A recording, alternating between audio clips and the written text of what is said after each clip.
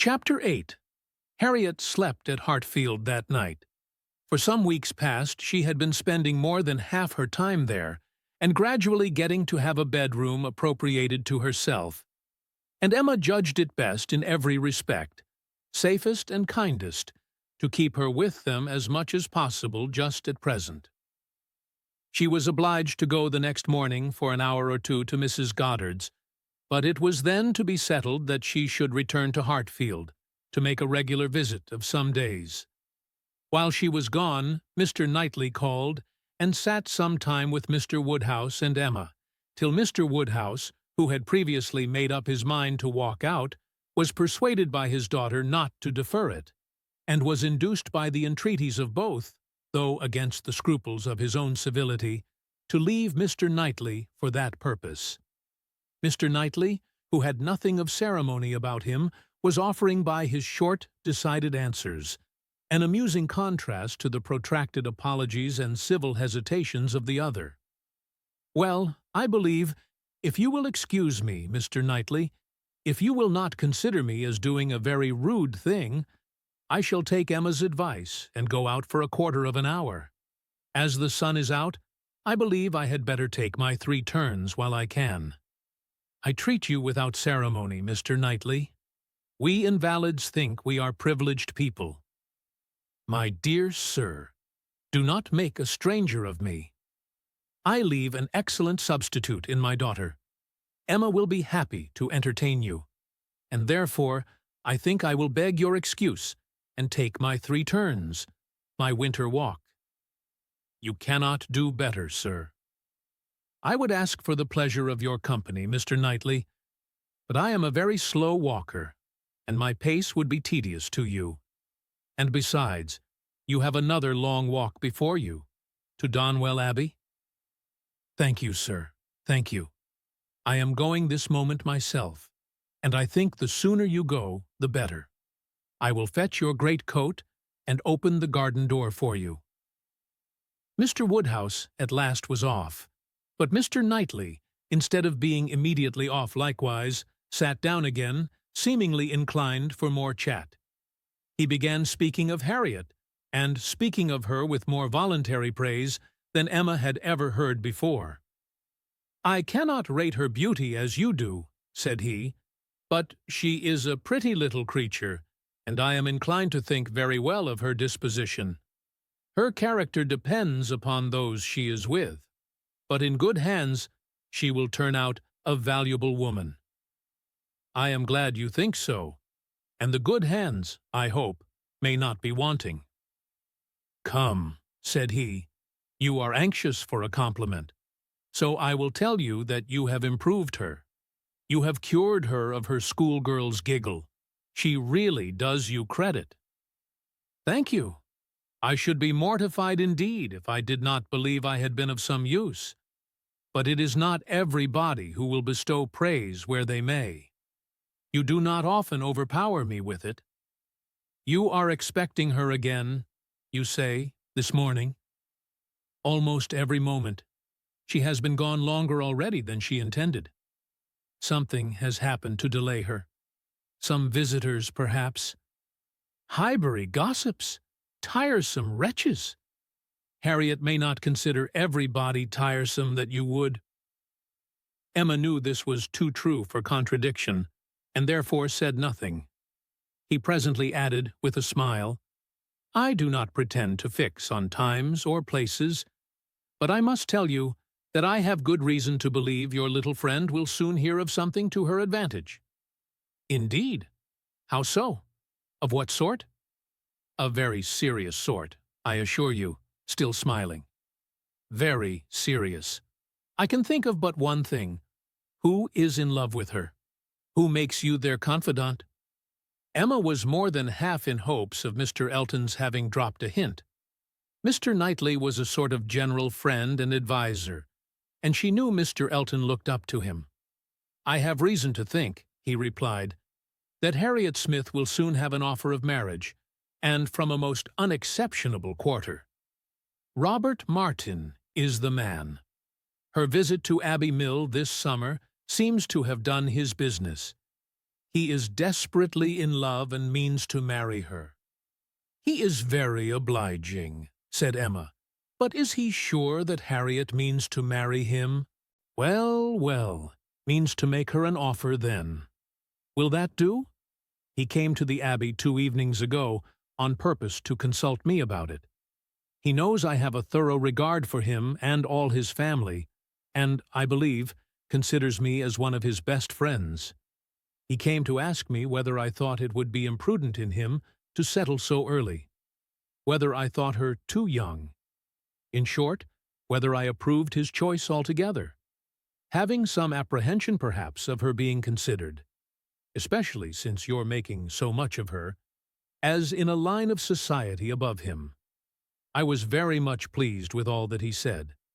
I never hear better sense from anyone than Robert Martin. He always speaks to the purpose, open, straightforward, and very well judging. He told me everything, his circumstances and plans, and what they all proposed doing in the event of his marriage. He is an excellent young man, both as son and brother. I had no hesitation in advising him to marry. He proved to me that he could afford it, and that being the case, I was convinced he could not do better. I praised the fair lady too, and altogether sent him away very happy. If he had never esteemed my opinion before, he would have thought highly of me then, and, I dare say, left the house thinking me the best friend and counselor man ever had. This happened the night before last. Now, as we may fairly suppose, he would not allow much time to pass before he spoke to the lady, and as he does not appear to have spoken yesterday, it is not unlikely that he should be at Mrs. Goddard's today, and she may be detained by a visitor without thinking him at all a tiresome wretch. "Pray, Mr. Knightley," said Emma, who had been smiling to herself through a great part of this speech, "how do you know that Mr. Martin did not speak yesterday?" "Certainly," replied he, surprised. "I do not absolutely know it, but it may be inferred. Was not she the whole day with you?" "Come," said she, "I will tell you something, in return for what you have told me. He did speak yesterday. That is, he wrote, and was refused." This was obliged to be repeated before it could be believed, and Mr. Knightley actually looked red with surprise and displeasure, as he stood up in tall indignation and said, "Then she is a greater simpleton than I ever believed her. What is the foolish girl about?" "Oh, to be sure," cried Emma. "It is always incomprehensible to a man that a woman should ever refuse an offer of marriage. A man always imagines a woman to be ready for anybody who asks her." "Nonsense! A man does not imagine any such thing. But what is the meaning of this? Harriet Smith refuse Robert Martin? Madness, if it is so, but I hope you are mistaken." "I saw her answer. Nothing could be clearer." "You saw her answer. You wrote her answer too. Emma, this is your doing. You persuaded her to refuse him. And if I did, which, however, I am far from allowing, I should not feel that I had done wrong. Mr. Martin is a very respectable young man, but I cannot admit him to be Harriet's equal, and am rather surprised indeed that he should have ventured to address her. By your account, he does seem to have had some scruples. It is a pity that they were ever got over." "Not Harriet's equal!" exclaimed Mr. Knightley loudly and warmly, and with calmer asperity added a few moments afterwards, "No, he is not her equal indeed, for he is as much her superior in sense as in situation. Emma, your infatuation about that girl blinds you. What are Harriet Smith's claims, either of birth, nature, or education, to any connection higher than Robert Martin? She is the natural daughter of nobody knows whom, with probably no settled provision at all, and certainly no respectable relations. She is known only as parlor boarder at a common school. She is not a sensible girl, nor a girl of any information. She has been taught nothing useful, and is too young and too simple to have acquired anything herself. At her age she can have no experience, and with her little wit is not very likely ever to have any that can avail her. She is pretty, and she is good-tempered, and that is all. My only scruple in advising the match was on his account, as being beneath his deserts, and a bad connection for him. I felt that, as to fortune, in all probability he might do much better, and that as to a rational companion or useful helpmate, he could not do worse. But I could not reason so to a man in love, and was willing to trust to there being no harm in her, to her having that sort of disposition, which, in good hands, like his, might be easily led aright, and turn out very well.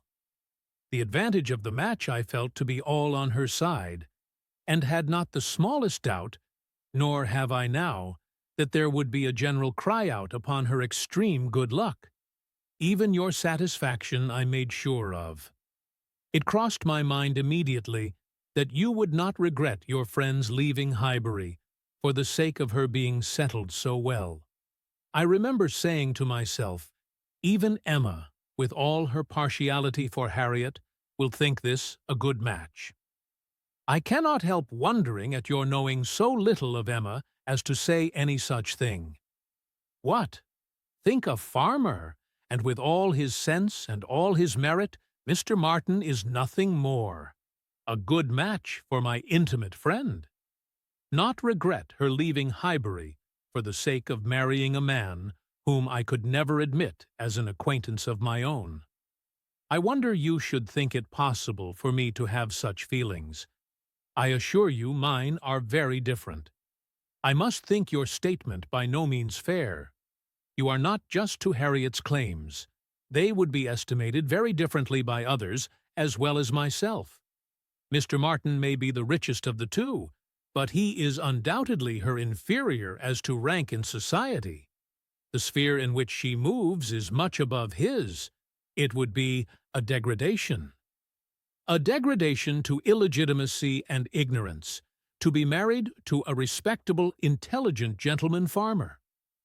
As to the circumstances of her birth, though in a legal sense she may be called nobody, it will not hold in common sense.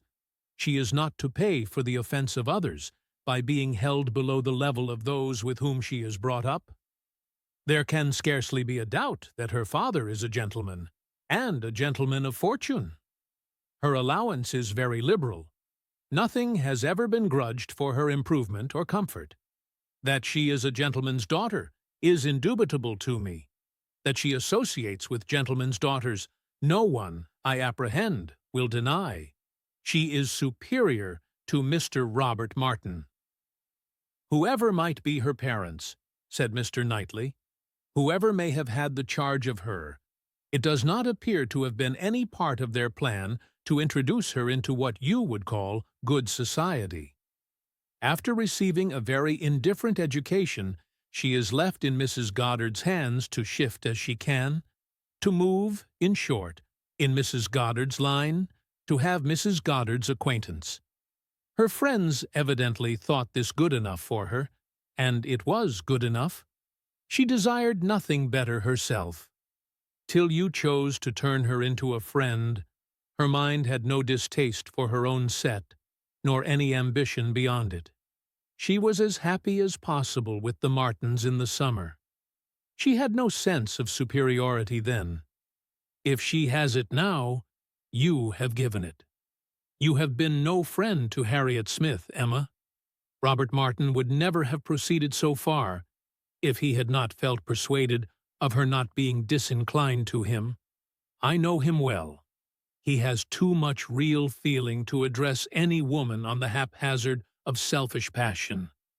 And as to conceit, he is the farthest from it of any man I know. Depend upon it, he had encouragement. It was most convenient to Emma not to make a direct reply to this assertion. She chose rather to take up her own line of the subject again. You are a very warm friend to Mr. Martin, but, as I said before, are unjust to Harriet. Harriet's claims to marry well are not so contemptible as you represent them. She is not a clever girl, but she has better sense than you are aware of, and does not deserve to have her understanding spoken of so slightingly. Waiving that point, however, and supposing her to be, as you describe her, only pretty and good-natured, let me tell you that in the degree she possesses them, they are not trivial recommendations to the world in general, for she is, in fact, a beautiful girl, and must be thought so by 99 people out of 100. And till it appears that men are much more philosophic on the subject of beauty than they are generally supposed, till they do fall in love with well-informed minds instead of handsome faces, a girl with such loveliness as Harriet has a certainty of being admired and sought after, of having the power of choosing from among many, consequently a claim to be nice. Her good nature, too, is not so very slight a claim, comprehending as it does real, thorough sweetness of temper and manner, a very humble opinion of herself, and a great readiness to be pleased with other people. I am very much mistaken if your sex in general would not think such beauty, and such temper, the highest claims a woman could possess. Upon my word, Emma, to hear you abusing the reason you have is almost enough to make me think so too. Better be without sense than misapply it, as you do. To be sure, cried she playfully. I know that is the feeling of you all.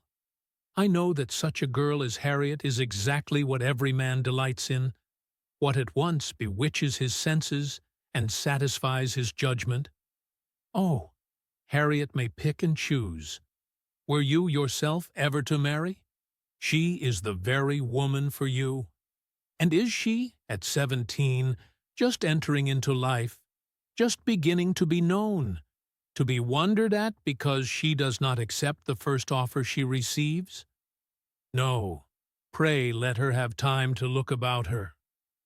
I have always thought it a very foolish intimacy, said Mr. Knightley presently, though I have kept my thoughts to myself, but I now perceive that it will be a very unfortunate one for Harriet. You will puff her up with such ideas of her own beauty, and of what she has a claim to, that, in a little while, nobody within her reach will be good enough for her. Vanity, working on a weak head, produces every sort of mischief. Nothing so easy as for a young lady to raise her expectations too high. Miss Harriet Smith may not find offers of marriage flow in so fast, though she is a very pretty girl. Men of sense, whatever you may choose to say, do not want silly wives. Men of family would not be very fond of connecting themselves with a girl of such obscurity, and most prudent men would be afraid of the inconvenience and disgrace they might be involved in, when the mystery of her parentage came to be revealed. Let her marry Robert Martin, and she is safe, respectable, and happy forever. But if you encourage her to expect to marry greatly, and teach her to be satisfied with nothing less than a man of consequence and large fortune, she may be a parlor boarder at Mrs. Goddard's all the rest of her life, or at least, for Harriet Smith is a girl who will marry somebody or other, till she grow desperate, and is glad to catch at the old writing-master's son. We think so very differently on this point, Mr. Knightley, that there can be no use in canvassing it. We shall only be making each other more angry. But as to my letting her marry Robert Martin, it is impossible. She has refused him, and so decidedly, I think, as must prevent any second application. She must abide by the evil of having refused him, whatever it may be. And as to the refusal itself, I will not pretend to say that I might not influence her a little, but I assure you there was very little for me, or for anybody to do.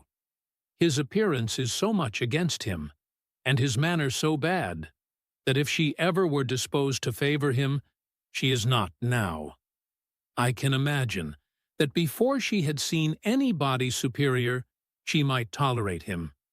He was the brother of her friends, and he took pains to please her. And altogether, having seen nobody better, that must have been his great assistant. She might not, while she was at Abbey Mill, find him disagreeable. But the case is altered now. She knows now what gentlemen are, and nothing but a gentleman in education and manner has any chance with Harriet. "Nonsense, arrant nonsense, as ever was talked," cried Mr. Knightley. "Robert Martin's manners have sense, sincerity, and good humor to recommend them, and his mind has more true gentility than Harriet Smith could understand." Emma made no answer, and tried to look cheerfully unconcerned, but was really feeling uncomfortable and wanting him very much to be gone. She did not repent what she had done. She still thought herself a better judge of such a point of female right and refinement than he could be. But yet she had a sort of habitual respect for his judgment in general, which made her dislike having it so loudly against her. And to have him sitting just opposite to her in angry state was very disagreeable. Some minutes passed in this unpleasant silence, with only one attempt on Emma's side to talk of the weather. But he made no answer. He was thinking.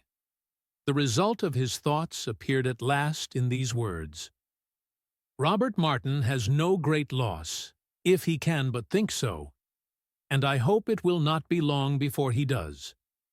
Your views for Harriet are best known to yourself, but as you make no secret of your love of matchmaking, it is fair to suppose that views and plans and projects you have. And as a friend I shall just hint to you that if Elton is the man, I think it will be all labor in vain." Emma laughed and disclaimed. He continued, "Depend upon it, Elton will not do. Elton is a very good sort of man, and a very respectable vicar of Highbury, but not at all likely to make an imprudent match. He knows the value of a good income as well as any body. Elton may talk sentimentally, but he will act rationally. He is as well acquainted with his own claims as you can be with Harriet's. He knows that he is a very handsome young man, and a great favorite wherever he goes, and from his general way of talking in unreserved moments, when there are only men present, I am convinced that he does not mean to throw himself away. I have heard him speak with great animation of a large family of young ladies that his sisters are intimate with, who have all £20,000 apiece." "I am very much obliged to you," said Emma, laughing again. "If I had set my heart on Mr. Elton's marrying Harriet, it would have been very kind to open my eyes, but at present I only want to keep Harriet to myself. I have done with matchmaking indeed. I could never hope to equal my own doings at Randall's. I shall leave off while I am well. Good morning to you," said he, rising and walking off abruptly. He was very much vexed. He felt the disappointment of the young man, and was mortified to have been the means of promoting it, by the sanction he had given, and the part which he was persuaded Emma had taken in the affair was provoking him exceedingly. Emma remained in a state of vexation too, but there was more indistinctness in the causes of hers than in his.